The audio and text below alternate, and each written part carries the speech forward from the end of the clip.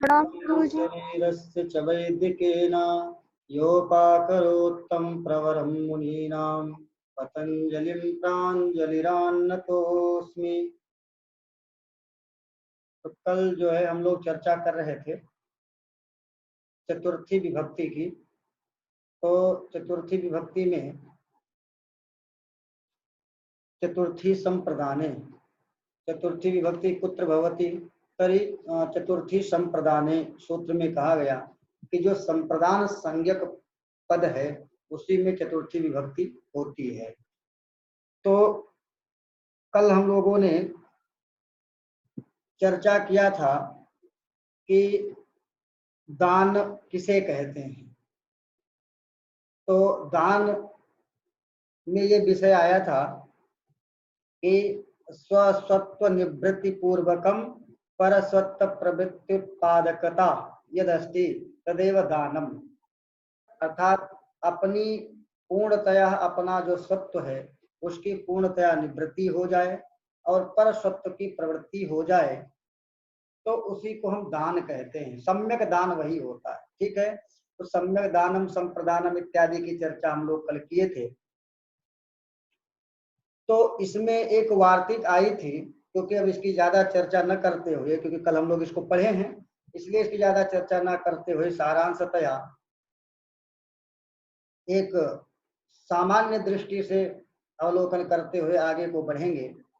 तो आज कल एक वार्तिक इसमें आई थी कि क्रिया यमभिप्रयति सोपि संप्रदानम, अर्थात पहले क्या था कि कर्मणा यमभिप्रयति स संप्रदानम।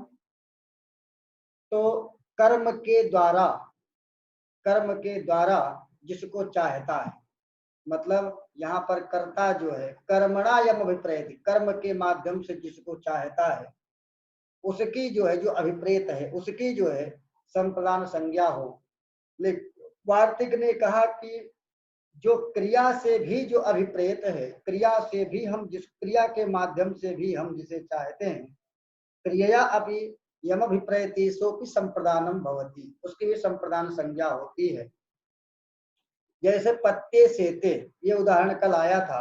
अगर हम केवल ये कहें कर्मणा यमभिप्रयति स संप्रदानम, तो पत्ते सेते में संप्रदान संज्ञा पति की नहीं होगी और उसमें चतुर्थी विभक्ति का विधान भी संभव नहीं है, क्योंकि ये अकर्मक धातु है और अकर्मक धातु में कर्म होता ही नहीं है। तो जब कर्मणा यमभिप्रयति संप्रदान, तो वह उस सूत्र की यहाँ प्रवृत्ति ही नहीं होगी। इसलिए वार्तिक और यहाँ पर चतुर्थी देखा गया है और वो भी संप्रदान में देखा गया है। तो इसलिए इसकी सिद्धि के लिए वार्तिक की आवश्यकता है।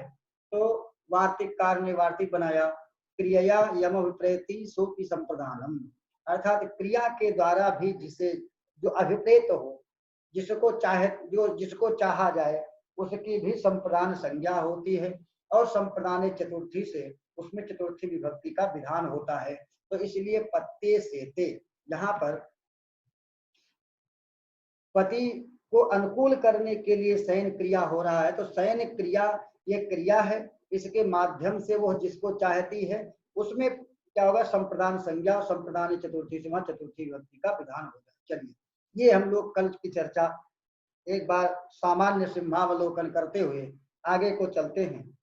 अब इसके आगे कह रहे हैं कि यहाँ पर अगली वार्तिक है यजेह कर्मणः करण संज्ञा संप्रदानस्य च कर्म संज्ञा। अब कह रहे हैं कि यहाँ पर अगली वार्तिक आई और अगली वार्तिक ने कहा कि यजेह कर्मणा, यज्ञ कर्म, जो यज धातु है, तो यज धातु का जो कर्म, ठीक है, तो यज्ञेह कर्मणः, अर्थात यज धातु का जो कर्म उसकी क्या हो जाए, करण संज्ञा हो जाए और संप्रदान से कर्म संज्ञा। यह वार्तिक कह रही है कि यज धातु का जो कर्म उस कर्म की करण संज्ञा हो जाए और जो संप्रदान है उस संप्रदान की कर्म संज्ञा हो जाए, यह वार्तिक कह रही है। अतः वार्तिक से उदाहरण के रूप में जो आया पशुना रुद्रम यजते, पशुना रुद्रम यजते, यह वाक्य है। तो इस वाक्य में जब हम इस वाक्य को बनाते हैं तो पशुना पशुना रुद्रम यजते, इसको जब हम वाक्य को बनाएंगे तो इसमें वाक्य बोध क्या हो रहा है, तो पशुम रुद्राय ददाति इत्यर्थः। यहाँ पर अर्थ क्या हो रहा है, पशुम रुद्राय ददाति। अब यहाँ पर यज धातु जो है तो यहाँ पर यज्ञ करना, ठीक है, तो यहाँ पर यजते मतलब क्या, ददाति। पशु जो है पशुम रुद्राय ददाति, तो यज धातु का यहाँ कर्म कौन है, पशु, ठीक है, और किसके लिए दे रहा है, तो वह रुद्र के लिए दे रहा है, तो वो संप्रदान हो गया। तो इस वार्तिक के माध्यम से क्या कहा कि यह वार्तिक ये कह रही है कि जो यज धातु का जो कर्म है उस कर्म की कर्ण संज्ञा हो जाए। तो यहाँ पर पशु शब्द वो क्या है, कर्म है, अतः उसकी क्या हो गई, कर्ण संज्ञा हो गई। तो कर्ण संज्ञा हो जाने से क्या, कर्तृकरणयोः तृतीया से तृतीया विभक्ति की प्राप्ति हुई, ठीक है, अतः पशुना बन गया। अब कहा कि संप्रदान से कर्म संज्ञा, और संप्रदान की कर्म संज्ञा हो जाए, तो संप्रदान कौन है, रुद्र, ठीक है। तो अब रुद्र की जो संप्रदान है उस संप्रदान की कर्म संज्ञा हो जाएगी, तो रूप बन जाएगा रुद्रम, क्योंकि कर्मण द्वितीय से वहां द्वितीय लग जाएगा। तो यहाँ पर अब हो गया कि पशुना रुद्रम यजते, ये धातु का आत्मनेपद हो गया, तो यहाँ पर रूप बन गया पशुना रुद्रम यजते। तो यहाँ जो यज धातु का जो संप्रदान उसकी कर्म संज्ञा हो गई, और यज धातु का जो कर्म उसकी कर्ण संज्ञा हो गई। क्लियर हुआ। इन्होंने कहा कि यज धातु का जो कर्म उसकी कर्ण संज्ञा हो जाए, ठीक है, और यज धातु का जो कर्म उसकी कर्ण संज्ञा हो जाए, और यज धातु का जो संप्रदान उसकी क्या हो जाए, कर्म संज्ञा, ठीक है। तो कर्म की कर्ण संज्ञा और संप्रदान की कर्म संज्ञा। तो अब पशुम रुद्राय ददाति, इस वाक्य में पशुम शब्द क्या है, कर्म है, रुद्राय शब्द क्या है, संप्रदान है, और क्रिया क्या है, ददाति, ठीक है।